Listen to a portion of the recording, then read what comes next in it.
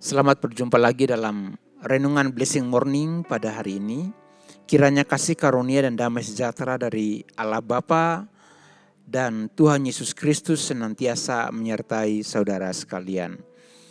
Kita akan memperhatikan firman Tuhan dari kitab Imamat pasal 19 ayat 1 dan 2 dan 1 Petrus pasal 1 ayat 14 sampai 16. Demikian firman Tuhan. Tuhan berfirman kepada Musa, "Berbicaralah kepada segenap jemaah Israel dan katakanlah kepada mereka, Kuduslah kamu sebab aku Tuhan Allahmu kudus." 1 Petrus 1 ayat 14 sampai 16. Hiduplah sebagai anak-anak yang taat dan jangan turuti hawa nafsu yang menguasai kamu pada waktu kebodohanmu. Tetapi hendaklah kamu menjadi kudus di dalam seluruh hidupmu, sama seperti Dia yang kudus, yang telah memanggil kamu. Sebab ada tertulis, kuduslah kamu sebab aku kudus. Mari kita berdoa. Di dalam nama Allah Bapa, Allah Putra, dan Allah Roh Kudus, kami memeteraikan perenungan firman Tuhan pada hari ini.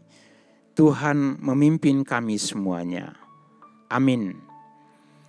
Firman Tuhan pada hari ini mengingatkan kita semua agar melihat diri kita dari sudut pandang Allah, bahwa Allah menghendaki kita hidup sebagai seorang yang kudus di hadapannya sesuai dengan standar yang ditetapkan Allah. Kata kudus dalam bahasa Ibrani kados atau bahasa Yunani hagios berarti terpisah, dikuduskan atau disucikan.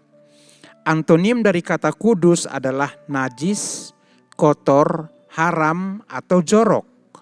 Karena itu kata kudus seringkali dipertentangkan dengan kata dosa.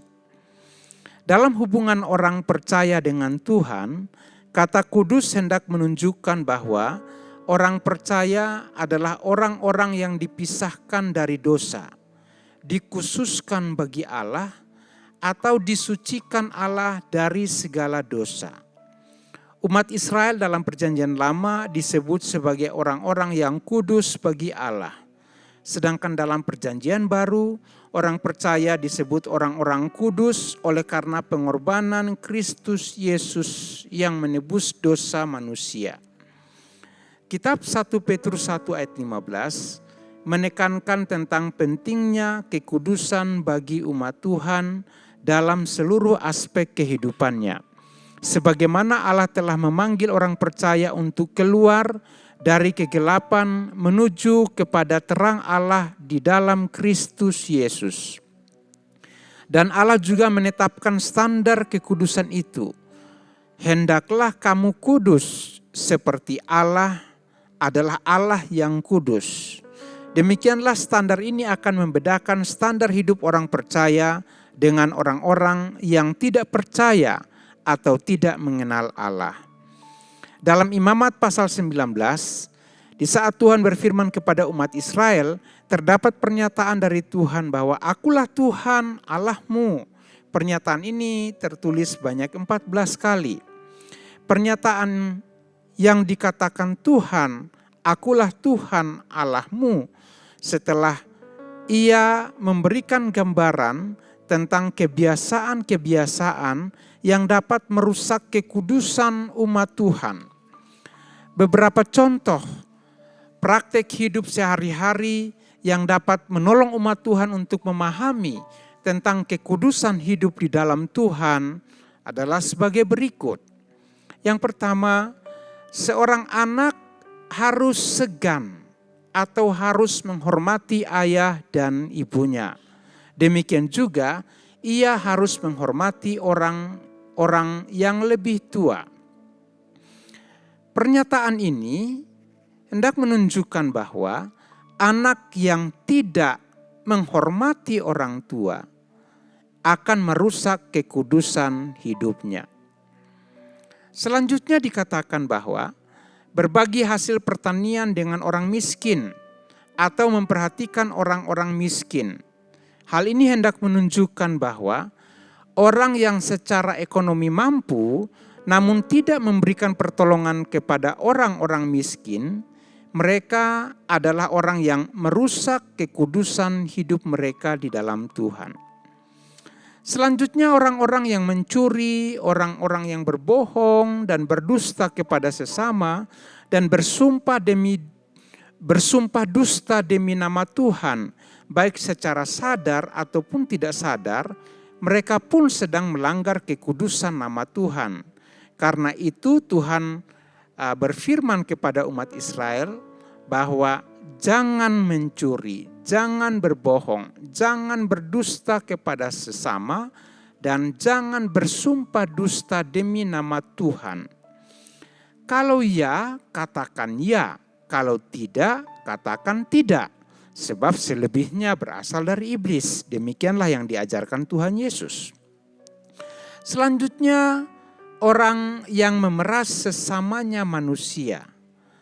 Orang yang merampas, orang yang menahan upah seorang pekerja harian sampai keesokan harinya. Orang yang melakukan hal-hal demikian, mereka pun sedang merusak kekudusan hidup mereka di dalam Tuhan. Karena itu firman Tuhan berkata, jangan memeras sesamamu manusia, jangan merampas, dan jangan menahan upah seorang pekerja harian sampai keesokan harinya. Karena upahnya itu penting bagi dia. Jadi ketika seseorang tidak melakukan hal ini, ia secara langsung merusak kekudusan hidupnya.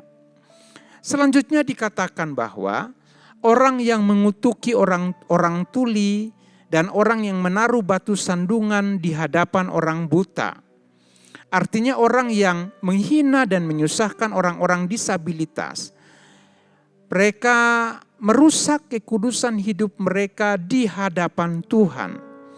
Karena itu jangan menghina orang-orang disabilitas atau orang-orang cacat. Demikian juga dikatakan bahwa jangan berbuat curang dalam peradilan atau menyebarkan fitnah atau membenci saudara dalam hati, atau menuntut balas dan menaruh dendam. Sebab orang-orang yang berbuat demikian, mereka pun sedang merusak kekudusan hidup mereka. Mereka merusak kesucian hidup mereka di dalam Tuhan. Tuhan menegaskan bahwa jangan melakukan hal itu. Dan apabila ada ganjalan di hatimu terhadap saudaramu, hendaklah engkau berterus terang, menegur saudaramu agar engkau tidak mendatangkan dosa bagi dirimu. Sebab dengan adanya dosa dalam dirimu, maka engkau sedang merusak kekudusan hidupmu. Demikian juga jangan menuntut balas dan menaruh dendam. Tetapi sebaliknya, kasihilah sesamamu manusia seperti dirimu sendiri.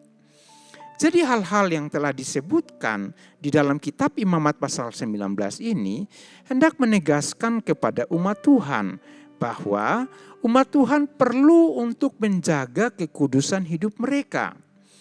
Dalam 1 Petrus 1 ayat 14 dikatakan, sebagai anak-anak Tuhan, hendaklah hidupmu taat dan jangan turuti hawa nafsu yang menguasai kamu pada waktu kebodohanmu.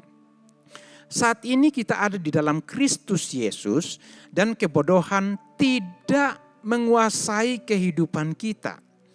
Karena itu, biarlah sebagaimana yang diajarkan oleh firman Tuhan, hendaklah hidup umat Tuhan menjadi kudus di dalam seluruh keberadaan hidup umat Tuhan.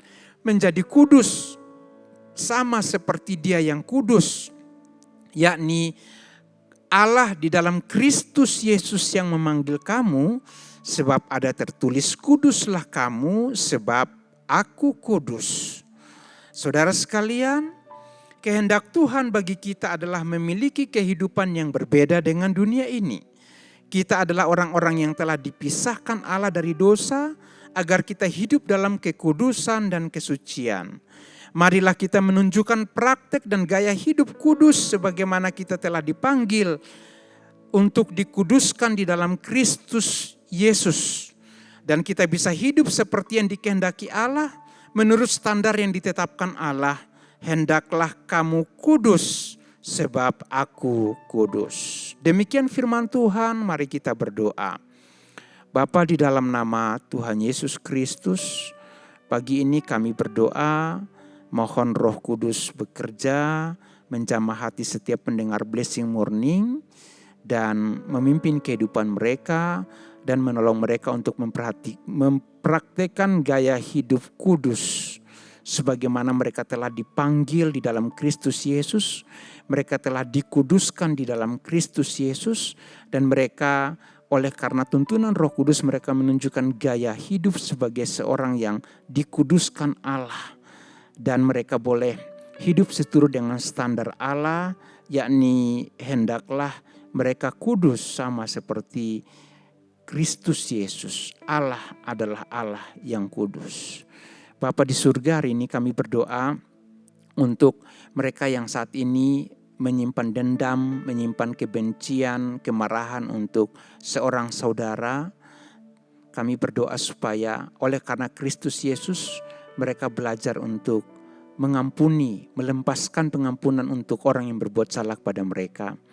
Kami juga berdoa untuk mereka yang hari-hari ini sedang ada dalam sebuah pergumulan berkenaan dengan hubungan dengan orang tua, dengan saudara. Kami berdoa kalau firman Tuhan menekankan bahwa hubungan yang baik dengan orang tua dari seorang anak dengan orang tua itu akan menunjukkan kehidupan kekudusan mereka dalam Tuhan. Kami berdoa supaya hubungan yang rusak itu diperbaiki oleh Allah dalam nama Tuhan Yesus Kristus. Kami juga berdoa untuk segala pergumulan hidup yang ada di dalam diri semua umat Tuhan, baik di tempat kerja mereka, di keluarga mereka, dalam kebutuhan hidup mereka sehari-hari. Biarlah Tuhan Engkau yang menyediakan, Engkau yang mencukupkan mereka, dan ajarlah mereka untuk apapun juga yang mereka kerjakan, mereka lakukan dengan taat kepada Allah dan firman Allah. Dan dimanapun mereka berada, mereka menunjukkan kehidupan sebagai seorang yang dikuduskan Allah di dalam Kristus Yesus. Dan jangan biarkan kebodohan dan hawa nafsu menguasai mereka. Terima kasih Tuhan, kami bersyukur untuk firman Tuhan pada hari ini.